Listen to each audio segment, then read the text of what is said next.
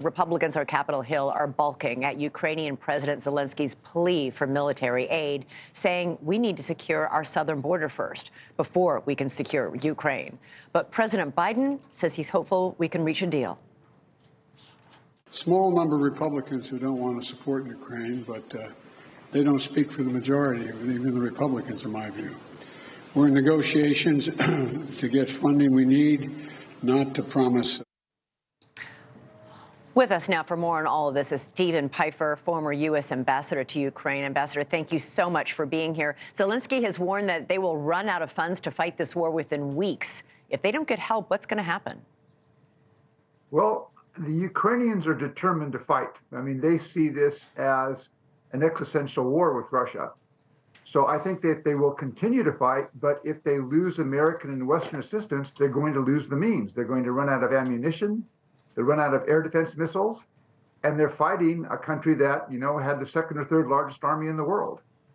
So the question is, are we prepared to help the Ukrainians prevail, which is very much in the U.S. national interest? Biden has said failing to approve aid to Ukraine would be the biggest Christmas gift that Putin could ask for. He's quoted as saying that Russian TV is saying, well done, Republicans.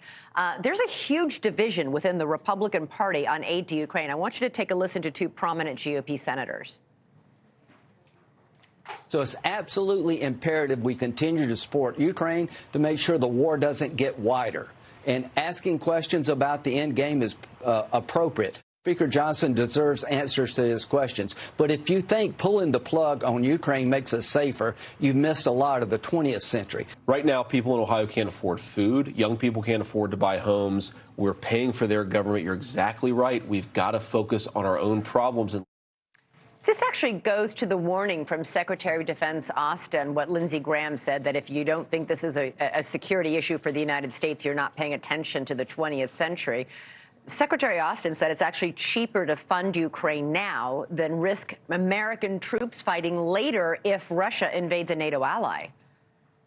Secretary Austin is right. Look, when Vladimir Putin talks about Ukraine, he talks about restoring what he calls historic Russian lands.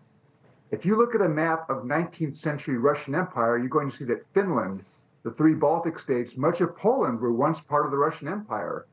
Here's my concern. If Vladimir Putin is emboldened by a win in Ukraine, does he begin to look at, for example, Eastern Estonia? In the case of Ukraine, we're sending money, we're sending weapons, but not one American soldier has been killed in Ukraine. If this war, or there's a new war by the Russians, for example, against Estonia, a NATO member, we're going to be sending American troops. It's right. Much better to stop Putin in Ukraine. The war, by the way, the war may be at a stalemate, but Russian forces are on the ropes as well. U.S. intelligence assesses that Russia's lost a staggering 87% of its active duty troops and 2/3 of its pre-invasion tanks. They're severely weakened. Exactly. I mean, bear in mind also that Russia says that the United States is its glavny protivnik, its main adversary. The money that we're providing Ukraine is not only helping Ukraine defend itself, but it's going a long way to weaken Russia, which says it's our main adversary. And also bear in mind, most of those funds actually go back into the U.S. economy for U.S. defense production. We take things out of the American stockpile, we send it to Ukraine, and then we buy new weapons, in many cases more modern weapons, to replace that. This seems to be just a no-brainer. And we have to ask ourselves, if the Russians win here, what kind of world do we face in 1 or 2 years down the road? What's the message to China? What's the message to other countries that look at neighboring states and say, gee, I'd like a hunk of their territory? Yeah. Ambassador Stephen Pifer, thanks so much for being here with us tonight. Really appreciate it. Thanks so much for watching. Go to joinnn.com to find NewsNation on your television provider. And don't forget to click the red subscribe button below to get more of NewsNation's fact-driven, unbiased coverage.